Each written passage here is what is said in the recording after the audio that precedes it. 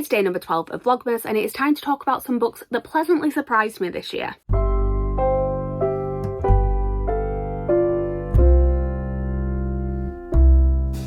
Hi everyone, my name's Chloe, welcome back to my channel, thank you for being here today. Today's video is a Vlogmas video. I'm going to be posting a new video every day in December up to and including Christmas Day. We're doing a mixture of bookish and theatrical content. We're on the bookish side today and we're going to do one of the typical videos that comes out at this time of year, which is books that surprised me this year.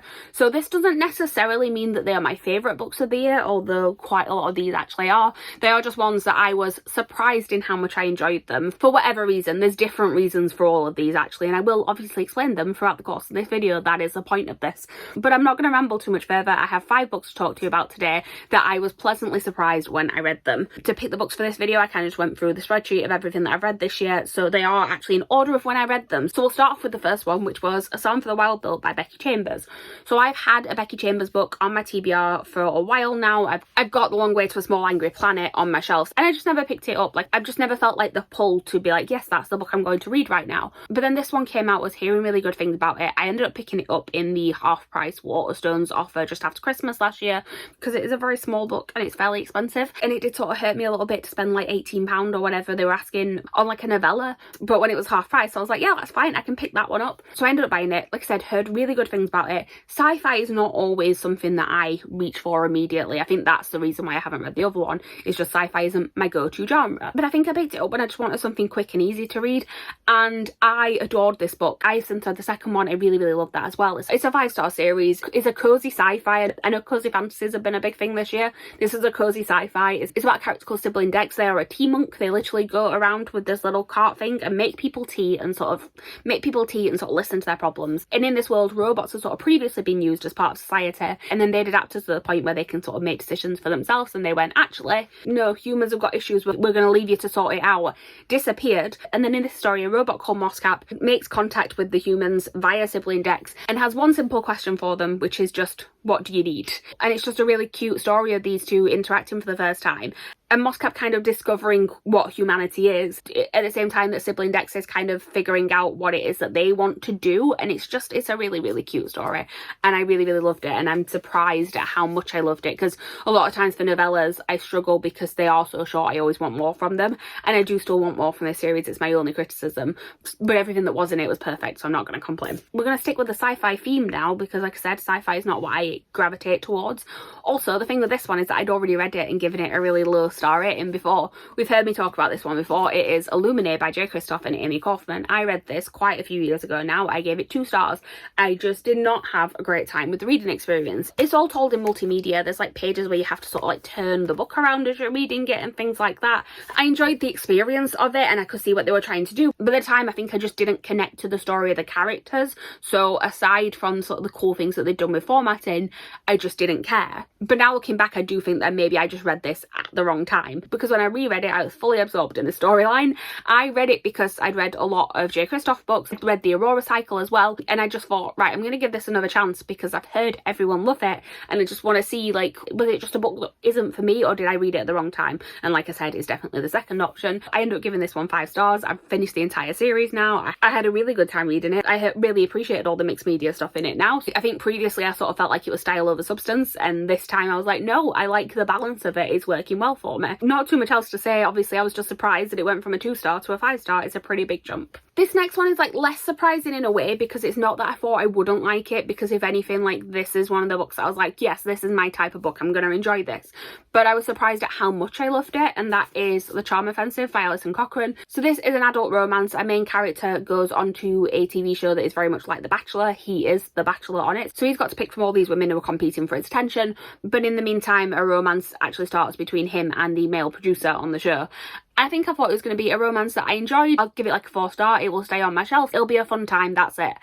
I actually end up really enjoying this book. It's probably one of my favourite things that I've read this year. Spoiler alert for a video that will be coming out in a couple of weeks. But yeah, I was just pleasantly surprised by like how much I got invested in this story. I really liked the writing style. I've since read another book from this author and really enjoyed that one as well. So I do think this is going to be like a new favourite romance author of mine, and that is always a happy thing to discover. So that is why this one is in my surprises list, because I was just shocked at quite how much I loved it. The next one is one that when I first saw it, I had very little interest in it. then the more I actually heard about what the book was about, I became more and more intrigued, and I was happy, and I was very happy that I ended up loving it. It is A Diary of Blood by S.T. Gibson. So this was originally an indie published book, and I think I saw the cover of it, knew it was about the Bride of Dracula, and was just like, that does not seem like my sort of thing. Like, just something about it just didn't seem like something I wanted to read. And then I'd sort of seen people who had read the indie published version, and what was being said about it felt very different from what I expected it to be, having seen the cover and only really knowing that it was about Dracula's brides. I'd heard that it was like a very beautifully written book, that was like lyrical, that it had some like lyrical qualities to it, and I was like, okay, this is more the sort of book that I may enjoy.